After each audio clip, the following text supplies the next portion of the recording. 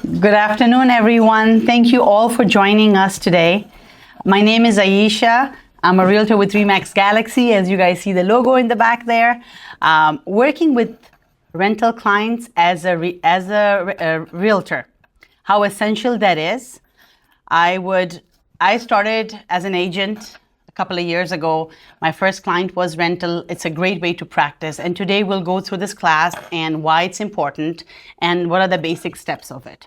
And of course, I'll show you a couple of differences, how to approach, what strategies to use to make it easier for you and your client to understand the whole process of it. So we'll be starting with it. A little bit about me. Like I said, I'm a realtor with Remax Galaxy. I'm licensed in Maryland and Virginia, about 5 years experience as an active agent and 16 years as working as an investor and a buyer in real estate. Over the few years, I've helped multiple clients, like with rentals, sales, investments, and in my experience, rental is the stepping stone when it comes for a realtor business to start or to take a kickoff at. Today, I'll share some strategies with you all and the practice that I've been doing, and I believe, in my opinion, that I've had great results with it. I'll share that with you as well.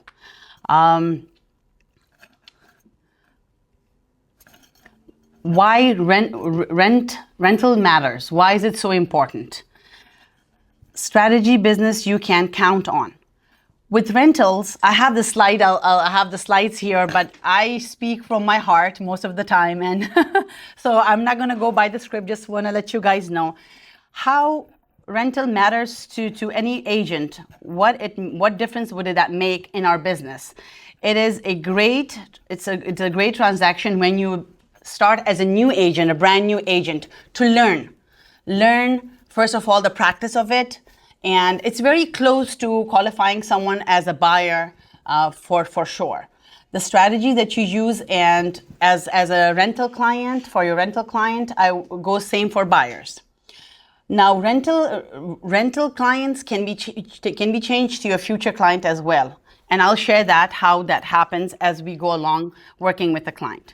It's also a great way to meet investors and also landlords. How that comes in play will go as we go with this whole process of it.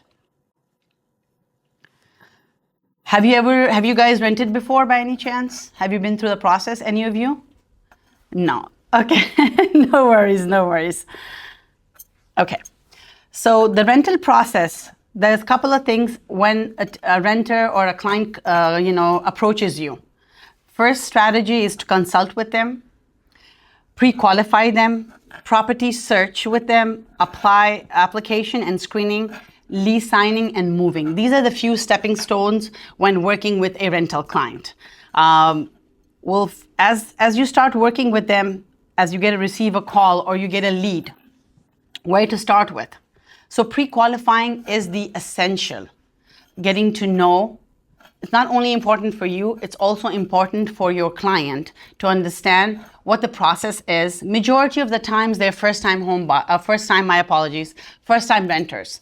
They would like to know what the process is. Sometimes they're confused with even knowing how they can start with the process. Nowadays, everybody logs into different platforms and they reach out to the agents directly. One thing I'll share with you, in my experience, 80% of clients that approach you, they don't know that they can use an agent for renting. So that is where you can actually take that step forward and let people know that, you're not only, when they reach out to you, not only for the specific property, but you can help them with other properties as well. As an agent, we have access to all properties that are on the market. So how I would go about that, or how I go approach my clients with it. Also, there's a lot of, as you see, scams out there too.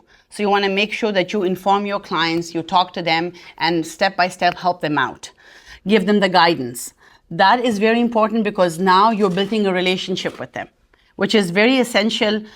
And to be honest, what I've learned in my experience in this business, body language, the way you talk to people, you make them comfortable, it makes a huge difference. Our relations with our clients are, not a 1 day or 2 day. It's a long term, and that's how we can have a customer turn into a client for a longer term. So building that trust is definitely very important. To qualify a client, basically, whenever they reach out to you, the most important thing is you ask them a question. A couple of things that I would encourage always to ask your client. Their income, generally an ideal way to qualifying someone when it comes to rent is generally, depending on landlord requirements, majority ask for 3 times the rent. Credit, all landlords are expecting good credit scores. Again, income documents, how to prove their income to you, whether it would be a W-2, whether it would be self-employed 1099, whether it can be basically their tax returns, depending on what type of work they do. That's important. And also the most important thing that you talk to your client about, these are the requirements that we have to have when we are applying for any rental space. One thing that I always do with my clients is kind of have a one-on-one with them. See what their expectations are. As a rental, for instance, if they reach out to me, this is the property I liked. My first question is, I go with your income. Do they qualify for this property?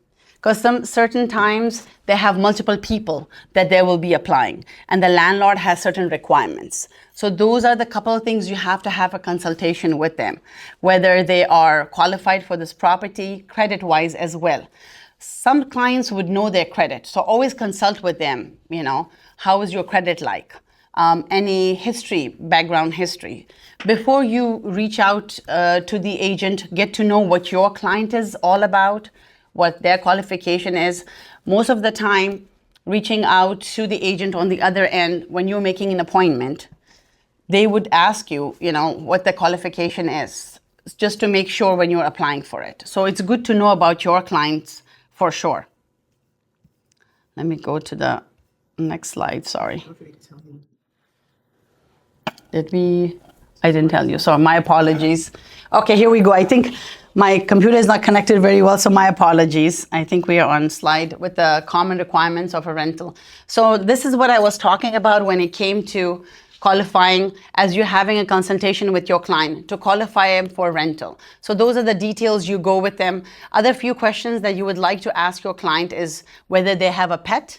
The other is the number of occupants, lease terms, what are their expectations when it comes to a rental. That is one of the essential things, because they have one perspective of what they are looking for, and the landlord has a whole different expectations.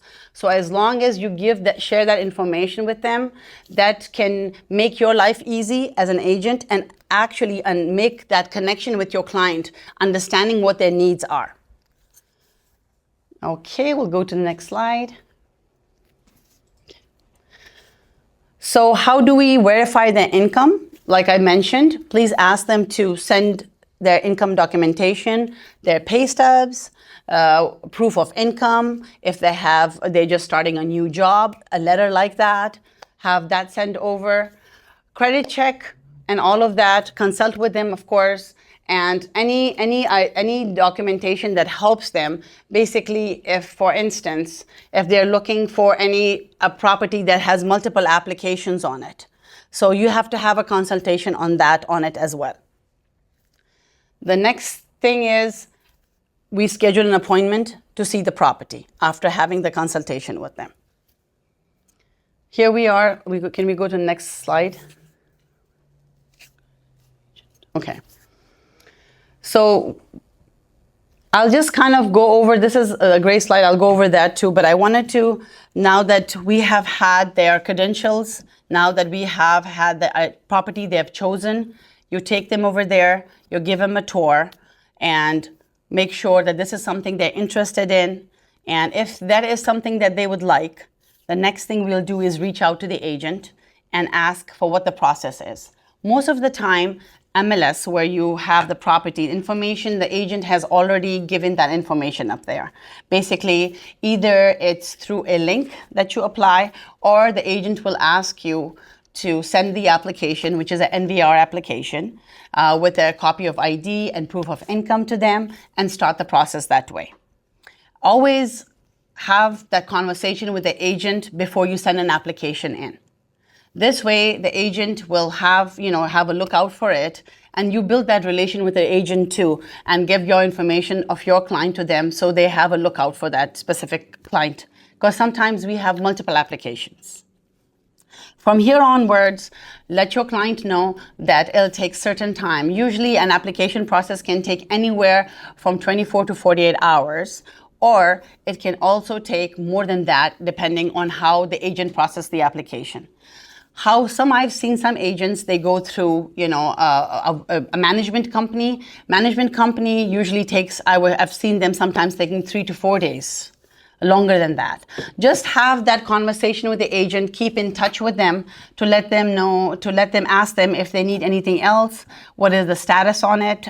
Generally, when it comes to rental, they want to make sure that they do the background check on the client, check their references, check their, if it's a new job, check that. That's just very important. So sometimes it can take a little bit of time. Anyhow, meanwhile, please still continue with your client. Have the conversation with your client. Keep updating them. This is what's going on with your application. Give us some time, and so on and so forth. After that duration of time is over, reach out to the agent, and most likely the agent will reach out to you as well, telling you, either they accept or, how the application has gone. Once the application is accepted, which, there's always a 70-80% chance, depending on the, how the property is and how your client, where they stand with the approval process. They'll start the process of the lease. So the listing agent is the one who prepares the lease. Again, one thing that I'll say when we put in the application is have that conversation with your client, the duration of what you're looking for, what they're looking for, and have a discussion up front that they would require a deposit, a first month's rent, which is very important when, start signing a lease. These couple of things are very important in the initial stages, so your client is prepared for it. As your client is prepared and you're talking to the listing agent, they'll send you the lease with the terms that you both have agreed upon, where I as an agent and my client and the landlord and the agent have agreed upon. Initially, they send us the lease, and you go over. Another thing that I'll emphasize when it comes to lease, most of the time, like I've experienced, first time, it's their first time, they'll sign, as you have built a relation, they'll sign it when you let them know and you talk about it. But go over it with them. Go step by step, the terms of the lease, the key points, which are the duration of the lease, when the lease is going to start, when is it going to end, the deposit, the rental. So basically, you will go through the little process of it, where what to expect with signing the lease, how the payment will be made. And again, as a conversation with your client, make sure that they're aware of these as you go step by step with them.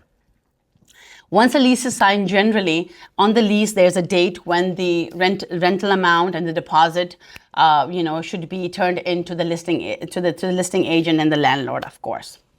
Generally, when it comes to the lease, there are 2 separate checks, and most of the time they're all certified checks. They're required when it comes to the first time rent and your deposit. The deposit is always made out to the landlord. Sometimes they have management companies as well. So again, that's a discussion you're going to have with the agent. How do they want this payment to be made? And it's also on the lease as well. So the discussion you've had with the listing agent, everything will be on the lease. And of course, your client will be aware of it as well. Just the key points when you point out and makes them very comfortable and make them understand the process of it. So now you have spoke to your client, you have gone through the lease with them, they have signed it, and it's time to collect the payments. As you spoke with your client, either you meet up with them, however you want to arrange that, but it needs to be turned into to the listing agent. Most of the time, they have also you can do it electronically too. So just however you want to arrange the payment, just go ahead and do that. Turn in the lease.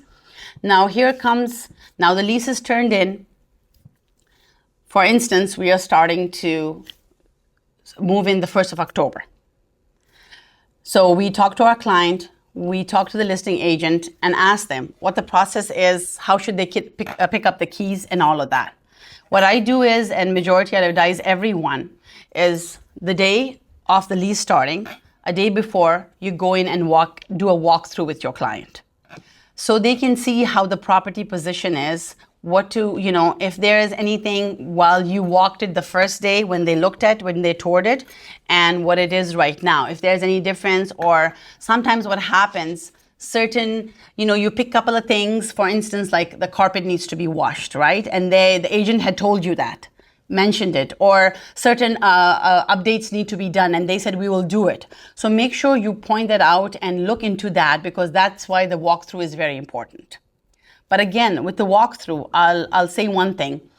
As you do a walkthrough with your client, of course, when we first look at a property, we are, going to at least 3 to 4 properties. So we miss small details that might be very important to your client. Or it's a character of the property that you need to, let your client know this is how the property looks like, right? So are you okay with that? This is, of course, at the time of the initial walkthrough. As you come to the end of the walkthrough, there's also a walk-in, move-in, move-out sheet that you'll have with you, which you turn into your client, and you let them know they'll have about 5 days from this time on, as we taking the position of the property. If, as they are, living in the property for 5 days using dishwasher, microwave, or if the washer and dryer is not working, any issues with the house, please note it here, and we have to turn it into to the landlord, or if they have a management company, to take care of it, so they don't charge you, for things that were not working when you entered the property. I also tell my client to take pictures. For instance, there are cracks on the walls. There is a hole. You have an issue with the floor is making a certain noise, or any problems in the house that are cosmetic, and the landlord says, you know what, I'm not going to be taking care of it. This is how the house is. Sometimes the property is not fully painted either, So it depends on if you accept the condition, make sure you make a note of it. It's very important. I would let them know to take pictures, have it for their record. So when the time of the lease ending, they don't have any issues. They'll have it, they'll have the record, they have it on paper, and also have, photographs of it. And you advise your clients after the 5 days, please turn in the sheet to me, and I will be sending it directly to the agent or the landlord or the management company, so they have it on their record as well. So here we are doing the final walkthrough with your client, getting them to move into the property. And always, one thing I'll say, once they take over the position of the property, keep in touch with them. It's very important just to see if everything is going smoothly. Things happen, it's a property. Most of the properties are vacant. So you can have that communication with them and make sure that they understand that they're not in this alone until, just through the whole process. That's the best strategy also, how you can keep connection with your client, and they'll remember you for those things. Little walkthrough when it comes to, why it's important having a rental, working with a rental client. In my experience, and I'll share that with you, working with rental clients, it's a great way initially when you start, you learn about the business. You learn about areas.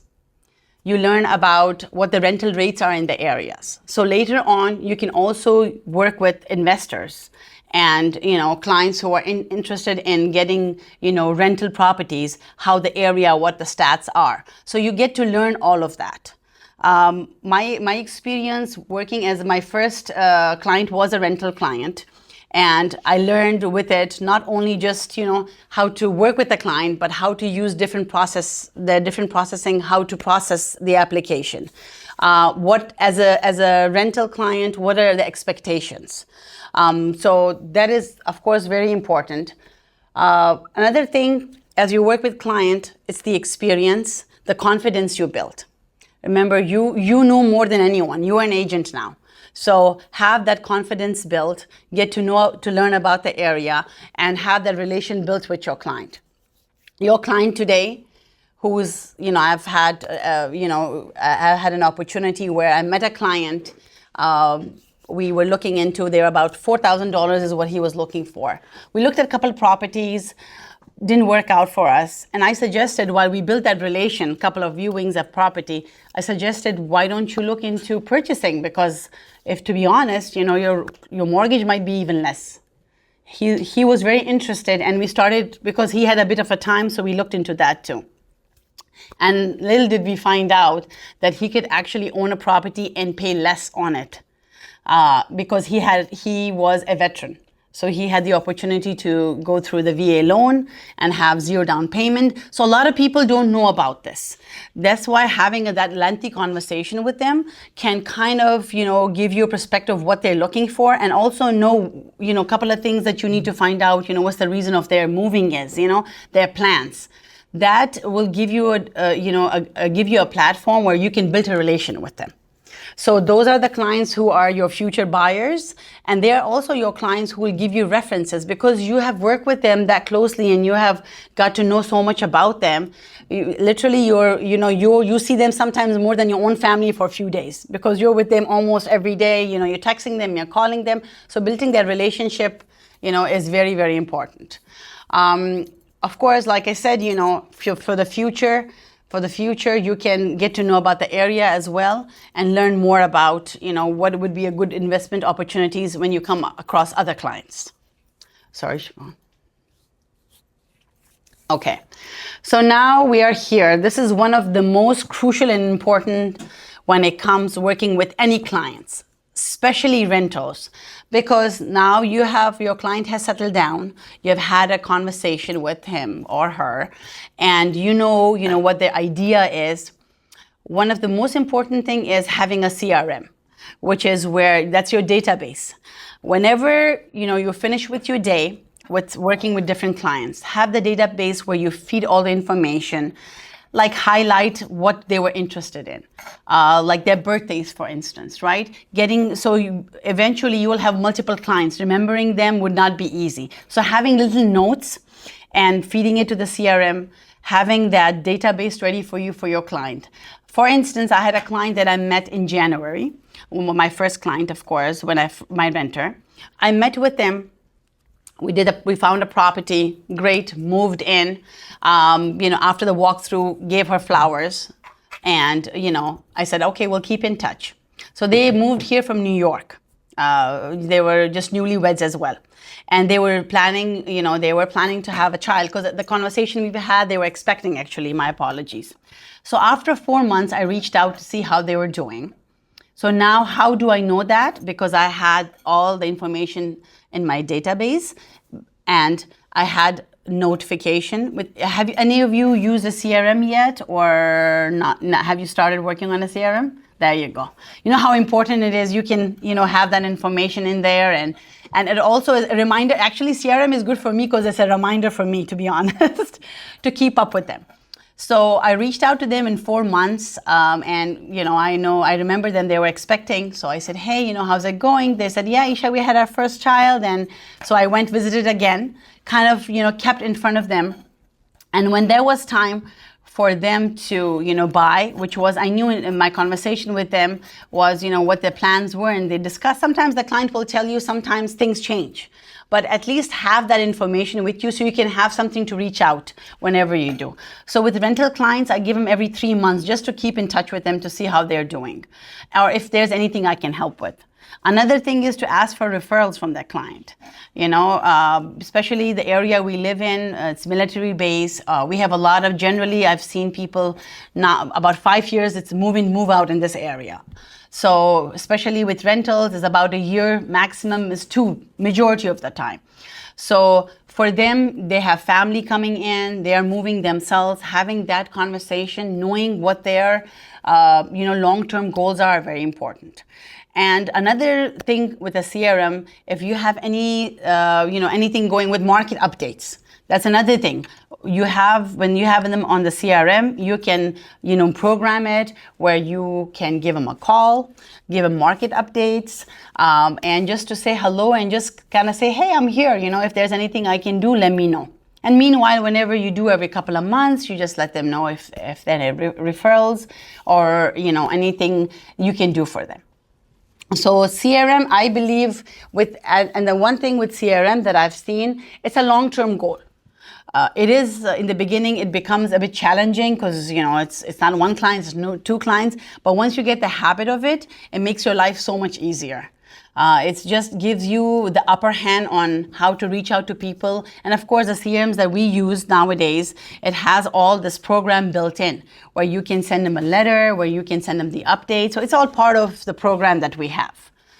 So I definitely would encourage to add your client to CRM. It gives you an opportunity to keep in touch with them and actually to remember them. I believe so. So we'll go to our next one. Thank you, Siobhan. I appreciate it. So I would always, like I said in the beginning, my session is a bit different. I'm more, I go by my experiences. There's a lot of slides that I went through, so I skipped here and there. But I have any questions that you guys have for me or any experiences that you all have had so far? Any questions? Anyone? I don't know. We have, who do we have online? I think, I don't know if Ramna is there or... Oh, we have some great... any questions you guys might have? Grace, Nabil, I know Nabil is an expert on this, but Javed, we have everybody online here. Any questions? Ramna, do you have any questions? How is your experience working with renters? Nabil is central. Very tough. Very tough. Thank you. Any experiences you want to share with us? Anything of that sort?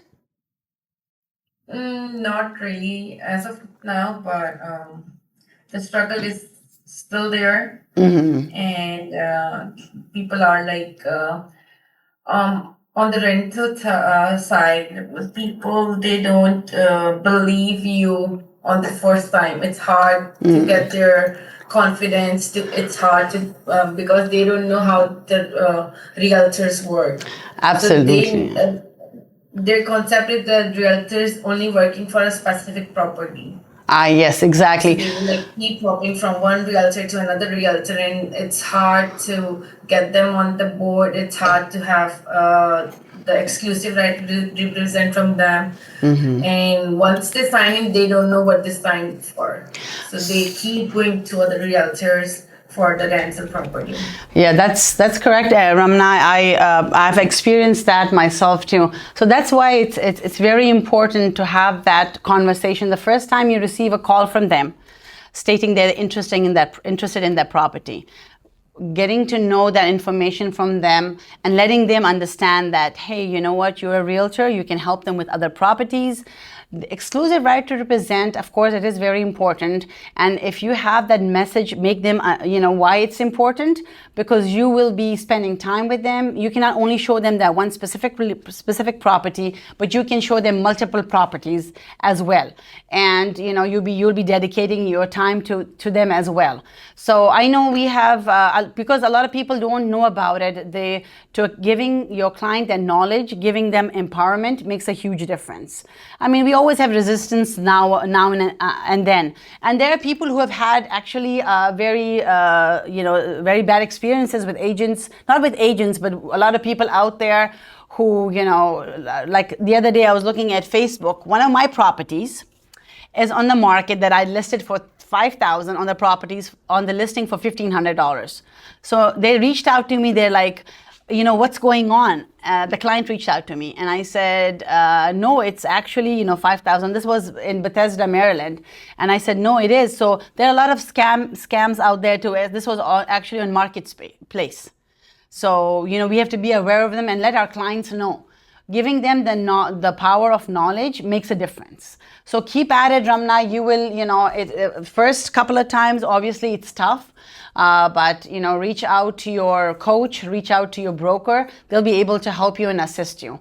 But and you get to learn too. I think when I initially first started, whenever my mentor would say something, and I say it's okay, it's just an experience. He goes like, if you take it as an experience and you learn from it, it will make you a better realtor and actually a better human being, because we have to be patient because they don't know it either. So, but that's good, Ramna. You're working with them, you're experiencing. Believe me, it'll make a difference once you give them the power of understanding and making them understand what the process is. It'll make a huge difference. I'm so sorry, I can't read it. Ask my here. Bill wants to know the secret of the retainer fee. Retaining fee. Oh, that's retaining fee. Yes, the secret. I guess the secret is your charm as a realtor. I might say that, Nabil, which you have for sure. But yes, when I started as a new agent, to be honest, I didn't ask for a retainer fee because I was building my my database. I was getting to learn, but there comes a time when retainer fee, I think as an agent, because you want to make sure that they are, as you're loyal to them as an agent, they're loyal to you too. So there's, so you can have that discussion with them when you are signing the exclusive right to represent, as you're representing them. And now that we have, you'll be seeing multiple properties and you're looking into different areas. If you would like to work with me, most definitely, this is the compensation. We'll do our best to get it from the landlord, which the exclusive right has some statement in there if you go over that with them. And when it comes to retainer fee, now that you have had that relationship built as you're talking to them and you have built your confidence, and depending on what they're looking for, you can talk to them and say, hey, you know what? I am loyal to you. I'll be working with you. And ask them. This is the one thing that is very interesting. Like a lot of agents or clients don't know that they can work with one agent, and actually the agent can help them with a rental, because some of them are out of state, not familiar with the area. So when you give them this information, and there's a retainer fee I charge $250. And my retainer fee depends on how you do it. My retainer fee is, if we buy your property, it comes out of my compensation. That's how I do it. It depends on how you want to, approach it. If not, they don't find a property, it doesn't work out, or anything changes, that I get to keep it.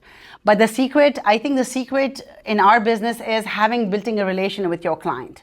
That's how I see it. And again, building relation is to see where they stand at. When it comes to and how serious they are about this process. So I don't know if Nabila it was a right answer for you, but this is how I approach it. I have a question. Yes, sir. Can you go over the qualifying stage? Yeah, the qualifying stages. Of course, I love to. So for qualifying a client, once you get to know what their expectations are, getting all the details, you let them know that there are certain qualifications that the landlords are looking into, or when we process your application. One is your income, which is, of course, crucial. And generally, it's 3 times the rent. That's what majority, sometimes I've seen even more. Between anywhere, I would say 2.5 to 3%, 3 times that I've seen when it comes to qualifying income-wise. And also, of course, credit. Credit is very crucial. To of course, everyone making sure that they qualify credit-wise, see how their credit history is. One thing I've seen that I will share with you, whenever a client approaches me, I have that conversation with them. Certain clients will let you know that, hey, my credit isn't that good. These are the issues I have. And you always tell them that if they have that conversation with you upfront, because I tell them, hey, you know what, rather you pulling your credit every time, let's have that conversation. Let's see where we stand at. I know majority of the landlords require, higher credit. But, if you have a client who has lower credit, for some reason, there can be multiple reasons. And the clients if the client who wants to work with you will, share the details with you. then you let them know, hey, this is the requirement, but let me reach out to this specific property that you liked. If they will, if the property is sitting on the market for a while, right? And reach out to them, to the agent, and say, hey, this is what my client's criteria is. This is their income. Would you be able to work with them? Or would you be able, with a landlord, accept credit score at this point? So it makes it easier for you as well. And also it kind of sets the expectation for the client as well. General qualification is, of course, credit and income. Those are the two. And of course, you ask them if they have any pets and occupants. Those are the couple things that are very important to ask also. I'm so sorry. So what good price for a retainer fee? Which one is, I'm sorry, I can't. What's a good price for the retainer fee? A good price for a retainer fee. Price, again, like I said, it depends on you as an individual, what you would like to charge them. Again, at the same time, it's also, I personally, what I charge about $250. That's what my retainer fee is, depending on, of course, once I have a conversation with my client. There's the retainer fees up to the agent. There's no limits to it. There's no set numbers to dollar signs to that. It's up to you and how you feel comfortable. How do you really come about that conversation? Like, how do you start that out? You just say it flat out, like, hey, I charge a retainer fee. This is how much. Okay, so that's a very good question. So retainer fee, like I mentioned in the beginning, I never charged I did not charge retainer fee. It took me a while. Reason being, building that confidence, building that the knowledge of the market. So when you approach your client, how you approach your client can make a huge difference. And as you're having a conversation with them, you'll be able to see where they stand at as well. So and then you ask them, what are you looking for? What is your time frame? What are your expectations? There are certain clients that, are basically will ask you to do, like do virtual tours for them multiple, they're out of state, or there are clients who have issues like credit issues and stuff like that. So you just have that conversation with them. This is the reason I charge retainer fee, because reason being, I'll be working harder on your application and I can show you multiple homes at the same time, rather showing you one. Generally they will call you for one house. And if you let them know, if you want to work with me longer term, I'd love to help you out. This is what I charge. And I'll try to do my best to find you what you're looking for, but you have to share all your information with me as well. And do they pay that like up front? Or how does that work? Yeah. So the retainer fee, generally, when you sign the exclusive right to represent, and if you have a retainer fee in it, then they have to, you can arrange it out. They can drop a check at the office. They can, usually they'll drop a check or wire it, however you arrange with them. See, real estate is all about having that conversation with your client, and for them what to expect from you, and from you what to expect from them. I think it's a relation-based business, right? So having that, there are clients who wouldn't. I've had clients call me. They just want to know only about the specific property, and that's about it.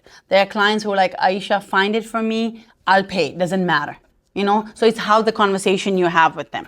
And as you build your business, as you get busy in life, right? As you get busy with your business, then your retainer fee is always, of course, up to your expectation, what you want to charge them, because it's the service you offer. So you are charging them for the service you offer and how confident you are in that service. So I would put it that way.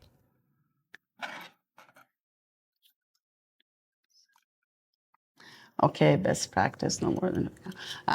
Yes, Nabil, I'm sorry, Nabil, I don't have it connected on my laptop here, so I'm looking at the screen. Yes, definitely best practice is no more than 25%. You'll have that on exclusive. That's the compensation that you ask for on the exclusive represent is 25%. That's definitely a best practice. That's for sure. Thank you, Kotwal Sahib. I appreciate it. Thank you, Nabil. You guys are the experts out there. I'll say to that, but thank you so much for your questions. All right. I think we are good. Thank you guys so much for joining. We really appreciate it. It was a very different type of a lesson. I hope you always feel free to reach out to us if you have any questions or anything like that. We are always here to help.